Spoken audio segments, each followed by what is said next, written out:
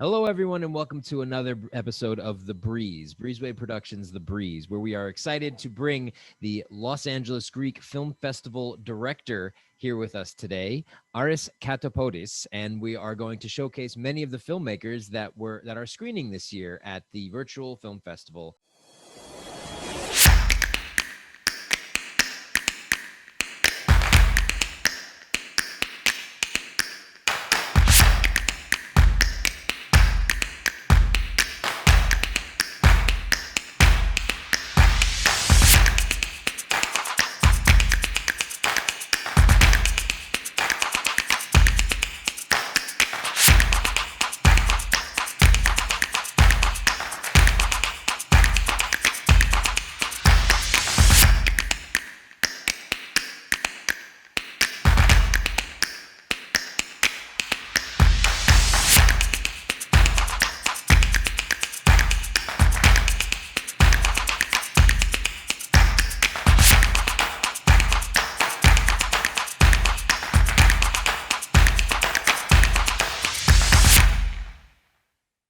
How are you, Aris? Well, Alex, thank you so much. I'm doing well. I'm doing fine. I'm very glad to be here, and I want to thank you for extending this invitation from Breezeway. There you go. So thank you again for having me here. Yeah, it's that weird time of the year, that weird time slice where we're getting out of COVID, we're going back to normality, whatever that was before, and we're rediscovering ourselves. Yeah, that we can also experience some great films that you've selected this year for the festival. So tell us a little about what's going on at the Los Angeles Greek Film Festival this year. Yeah, well, this year, this is the second year in a row that we're doing a virtual film festival. It's all virtual. We used to have these amazing gatherings at the Egyptian Theater in Oh, Hollywood Boulevard, sure. and with two screens at the Egyptian Theater and Rigler and Spielberg Auditoria, and beautiful courtyard outside, lights, action, red carpet. It was a beautiful setup. But such is life. We don't have that setup right now. Mhm. We polled our people, our guests, our customers, our sponsors, and the people who attend the festival, more or less, and nobody was interested in an in-person film festival at this point. They were very worried about all kinds of stuff. So we decided, okay, let's go a second year for with the virtual environment, Yeah. and we're looking forward for next year. So we do have there is a silver lining in the whole realm of things. We have 65 plus films in the film Beautiful. festival. We used to have maybe 30, maybe 35. A year we had like 50, 45 films. And it was very difficult because we had to we're counting rooms, right? Right. Rooms in the Egyptian and slots. Yeah.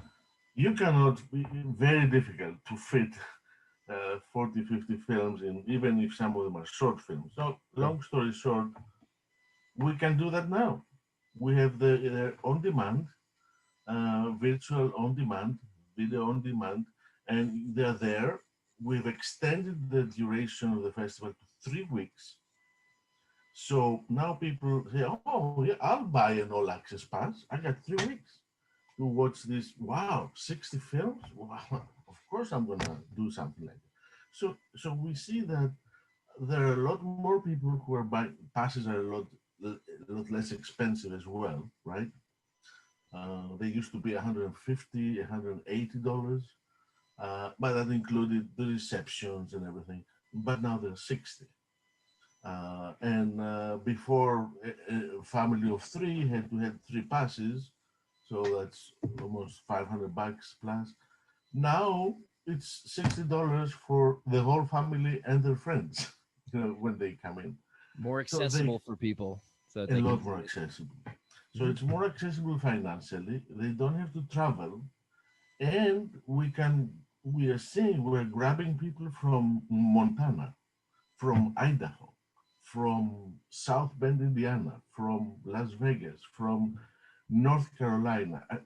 We didn't even know these people existed before, right? Sure, sure.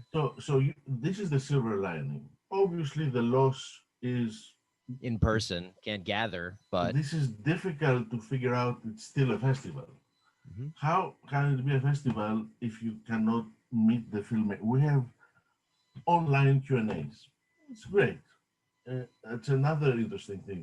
We could never have some of these online Q&As because it's very expensive to have all these filmmakers come in. Now, it's nothing to have a Q&A session with 10 of the crew and cast of a famous film. So Yeah. that helps.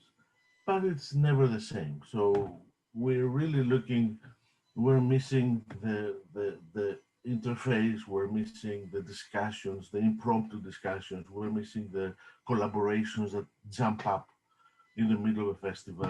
We're missing Yeah. all of that, like everybody else. Yeah, we But can't wait for that day to come back, but we do what we yeah, can with what we got in the current day and age. So when people are absolutely. looking at the LA Greek Film Festival and that they're interested in it, what kinds of films will they expect, or what can they find when they look into it? Well, we have, as I mentioned, the breadth and depth now of the Greek films out there for the last couple of years. So they can find feature films, documentaries, short films, and we just have a brand new section on animation, Oh, on cool. Greek animation. So in this, we have two buckets of animation with about 8, 9 films in each bucket. One bucket is for family animation, and these are all excellent animated short stories or a little bit longer for anybody to enjoy. And the other one is another bucket for a little bit older kids, to enjoy. That has been very exciting. It's been going very well because usually you see one or two animation shorts here and there. Now we have a whole section dedicated to that. In the short films, we're very lucky that for some reason Greek entertainment industry has really a lot of good directors, and they're Nice. grabbing lots of awards in the Cannes, in Berlinale, in Venice, in Busan, South Korea. Many Greek filmmakers, young ones, are grabbing a lot of short film awards everywhere. So we have a special section called Film Festival Darlings, where is the brand new, exciting new directors that have gotten a number of awards everywhere around the globe. Nice. So that's 6, 7, 8 short films like in that category alone. And then we have another short film category called Liquid Visions, which things are changing, characters are moving, excellent short films, and that has gotten some attention as well.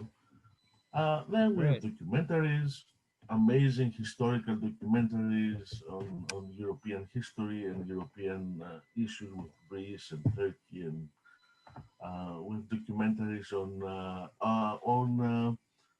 Spiro Lewis, the first Greek marathoner that received the gold award, the golden award in the first Olympics, 1896, It's and awesome. history.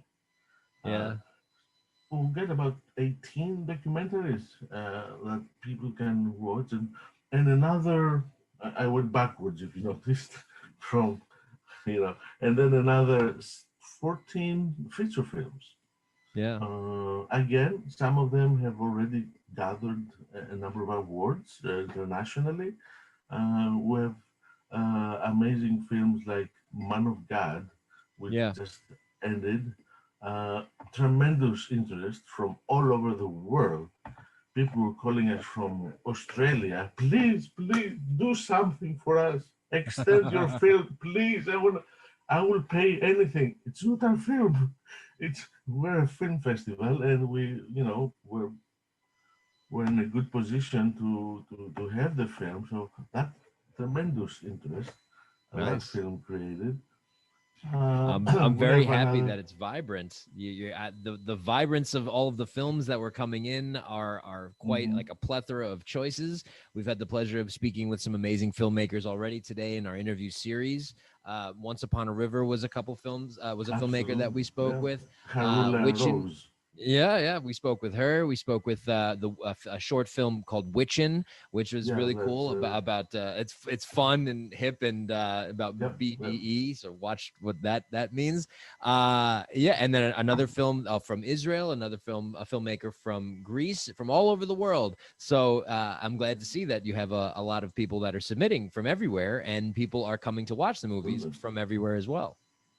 Not only do we have Greek films from Greece, but we also have Greek-related films, and Yeah. this is a very loose definition, Alex, if you wish, uh, from all over the world. So we have films that are not even screened in Greece or anywhere in Europe, because we in the past we had films from Colombia.